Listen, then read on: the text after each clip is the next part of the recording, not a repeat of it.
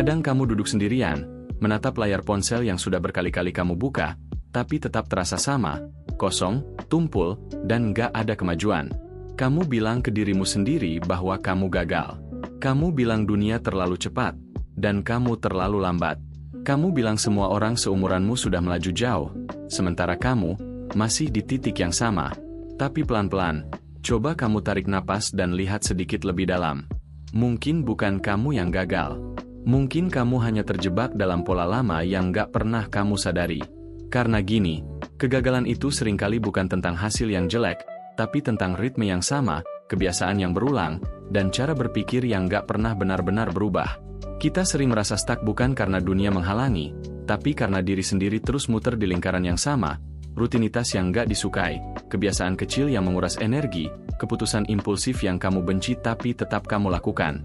Dan hal itu terjadi bukan sekali dua kali, tapi bertahun-tahun. Kamu nggak gagal.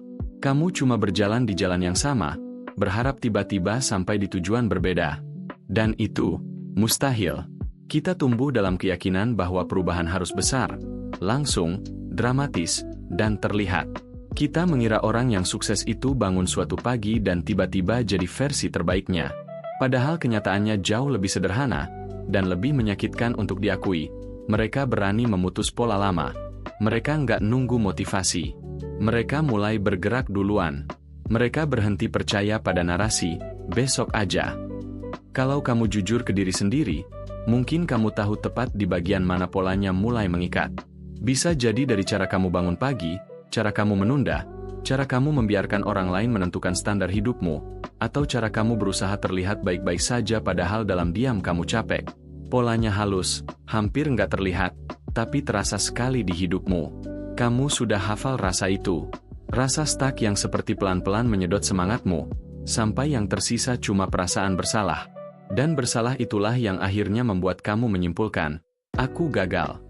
Padahal sebenarnya, kamu berjalan dengan set pola yang salah, bukan hidup yang salah. Hidupmu nggak rusak. Kamu cuma memakai kacamata lama untuk melihat masa depan yang baru. Di bagian ini, coba kamu biarkan hatimu sedikit jujur. Apa yang benar-benar membuatmu berhenti?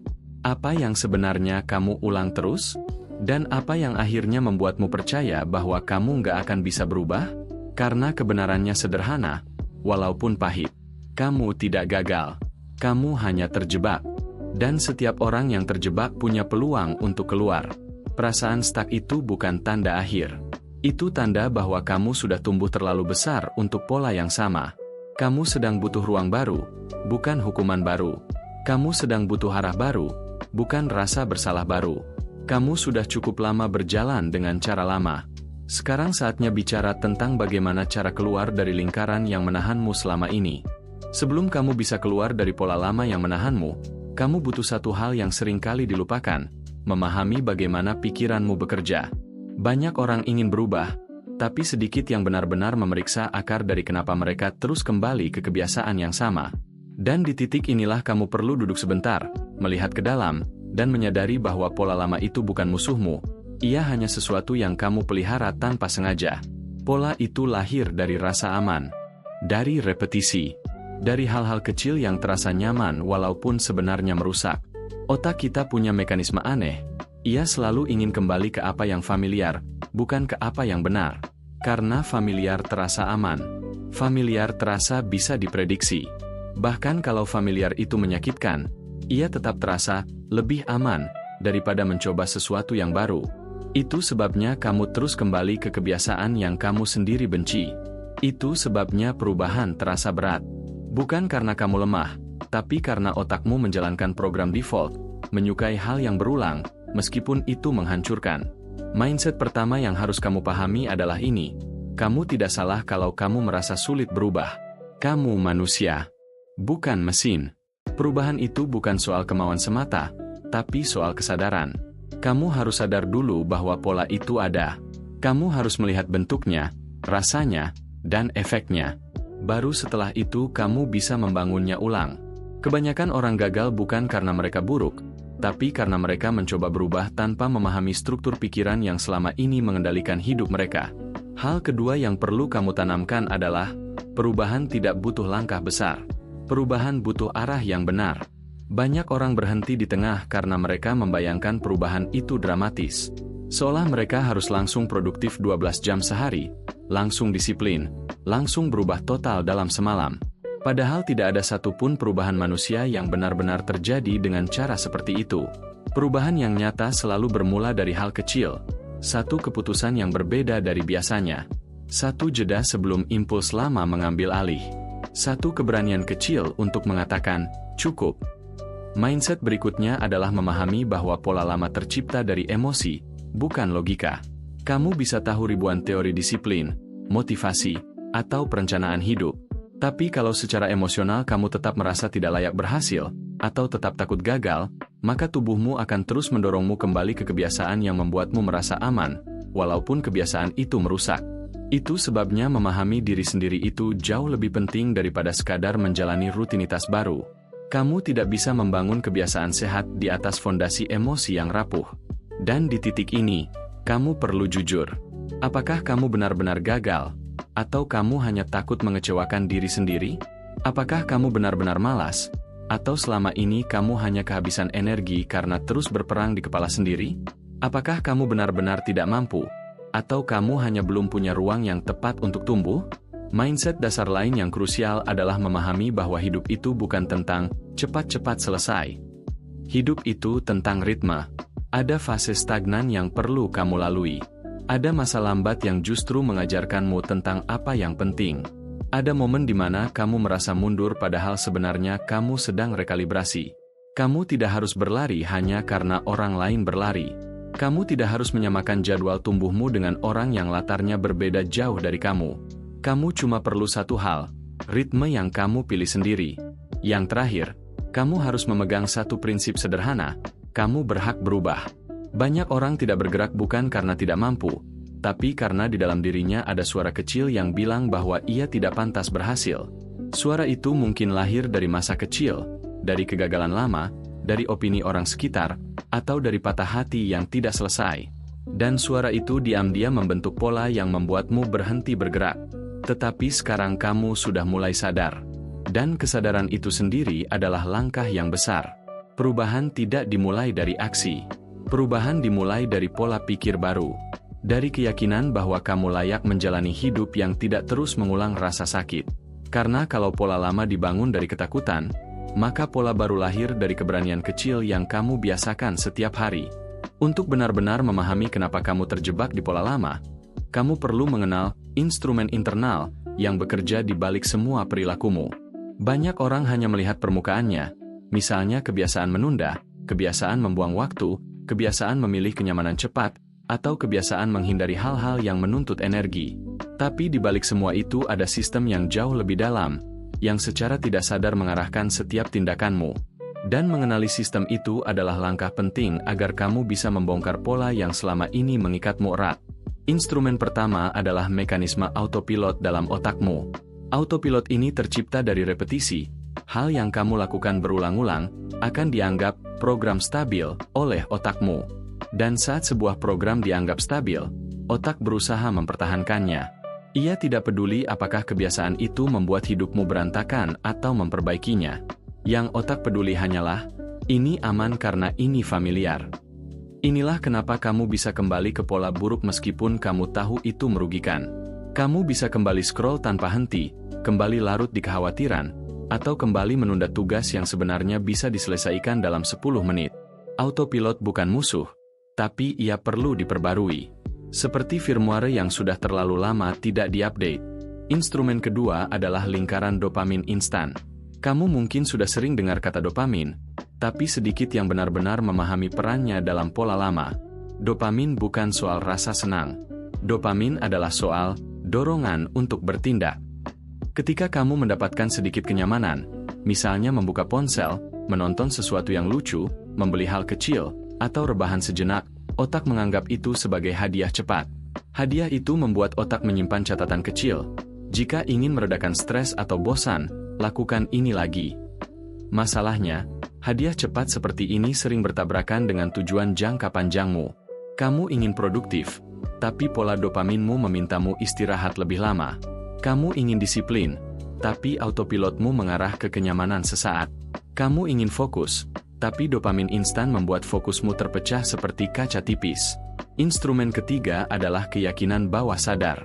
Ini adalah bagian terdalam dari pola lama. Keyakinan seperti, aku tidak cukup baik, aku selalu gagal, aku selalu kalah, atau, aku nggak akan berubah, bukan sekadar pikiran negatif. Itu adalah struktur. Fondasi. Dan selama fondasi ini tetap ada, kamu akan selalu menemukan cara tanpa sadar untuk membuktikan keyakinan negatif itu benar. Misalnya, kamu merasa tidak layak berhasil. Maka saat kamu mulai progres sedikit, kamu tanpa sadar akan mencari cara untuk sabotase dirimu sendiri. Menunda, menghindar, berhenti di tengah jalan. Bukan karena kamu malas, tapi karena otakmu hanya menjalankan narasi dasar yang sudah dipasang sejak lama. Instrumen keempat adalah lingkungan mikro. Pola lama tidak hanya terbentuk dari diri sendiri. Ia juga dibentuk oleh hal-hal kecil di sekitarmu. Ruang yang berantakan, notifikasi yang selalu menyala, orang-orang yang menggerogoti energimu, media sosial yang kamu konsumsi, bahkan cara kamu mengatur waktu tidur. Lingkungan seperti ini bisa menjadi mesin yang kuat untuk mempertahankan pola lama, tanpa kamu sadari. Otak itu sangat mudah dipengaruhi konteks. Dan jika konteksmu mendukung pola lama, maka pola baru akan selalu kalah duluan. Instrumen kelima adalah energi mental. Banyak orang menganggap perubahan hanya butuh niat, padahal ia juga butuh energi. Kalau kamu hidup dalam kondisi stres berkepanjangan, tidur tidak teratur, atau terus-terusan merasa harus menjadi versi sempurna, otakmu akan berada di mode bertahan, bukan mode bertumbuh. Dan saat kamu di mode bertahan, kamu akan makin mudah kembali ke pola lama karena itu cara tercepat untuk menenangkan sistem sarafmu. Instrumen terakhir adalah narasi pribadi yang kamu ulang di kepalamu. Semua orang punya cerita yang dijadikan pegangan. Ada yang percaya bahwa dirinya adalah pejuang. Ada yang percaya bahwa dirinya korban. Ada yang percaya bahwa dirinya selalu gagal. Dan narasi inilah yang membentuk arah gerakmu. Kalau narasimu adalah, aku selalu begini, maka tubuhmu akan bergerak untuk memastikan, begitu, terus terjadi. Narasi bukan sekadar kalimat, ia adalah kompas batin.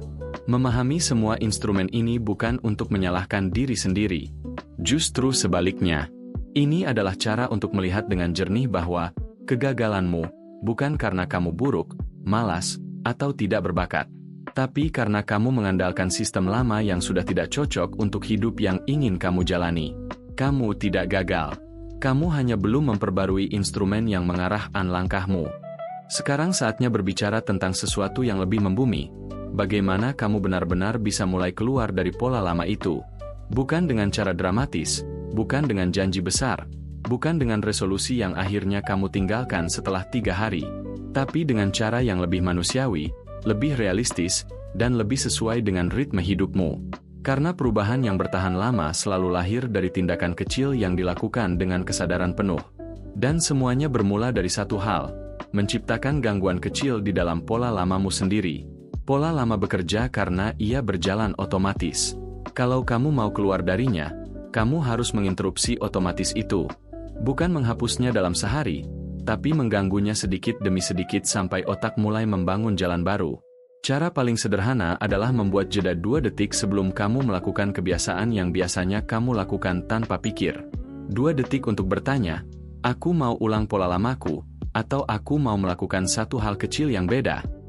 2 detik ini kedengarannya sepele, tapi otakmu akan mulai mencatat bahwa kamu tidak sepenuhnya dikuasai autopilot. Dan dari jeda 2 detik itulah arah baru bisa muncul. Tips berikutnya adalah menerapkan aturan satu hal. Setiap kali kamu ingin berubah, kamu cenderung ingin memperbaiki semuanya sekaligus. Mau lebih disiplin, mau lebih produktif, mau tidur lebih baik, mau bangun lebih pagi, mau lebih fokus. Tapi kalau kamu mencoba semuanya dalam waktu bersamaan, otakmu akan bereaksi dengan panik, dan akhirnya kamu kembali ke pola lama yang familiar. Jadi pilih satu hal saja. 1. Fokus pada satu pola yang ingin kamu ubah dulu. Misalnya, tidak membuka ponsel 10 menit setelah bangun tidur, atau merapikan meja kerja sebelum tidur, atau mencatat 3 hal penting yang ingin kamu selesaikan hari itu. Ketika satu pola berubah, fondasi hidupmu ikut bergeser sedikit.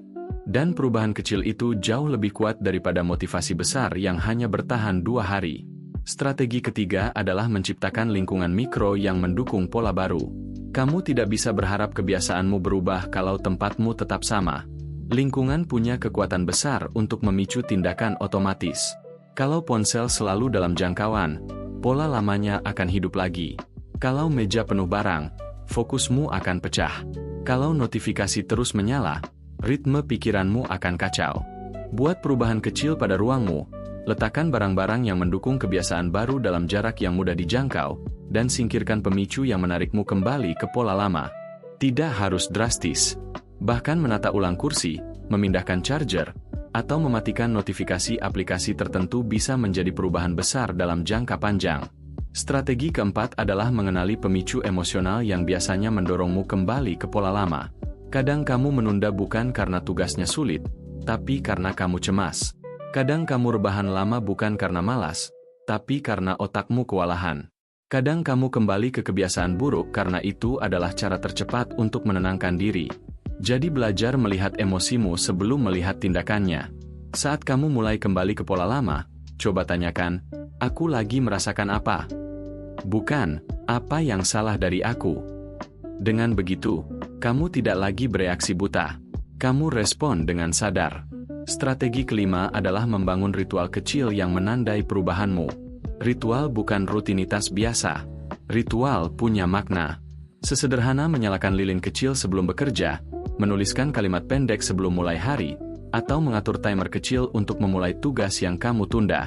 Ritual memberi otak sinyal bahwa kamu sedang masuk ke mode baru. Dan sinyal kecil ini bisa menjadi pintu untuk kebiasaan baru yang lebih sehat. Tips terakhir, dan seringkali paling sulit, adalah memberikan ruang toleransi untuk dirimu sendiri. Pola lama tidak hilang dalam semalam. Kadang kamu akan kembali ke sana.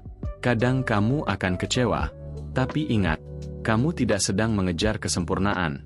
Kamu sedang membangun ulang hidupmu dari dasar yang lebih sadar. Setiap kali kamu tergelincir, bukan berarti kamu gagal.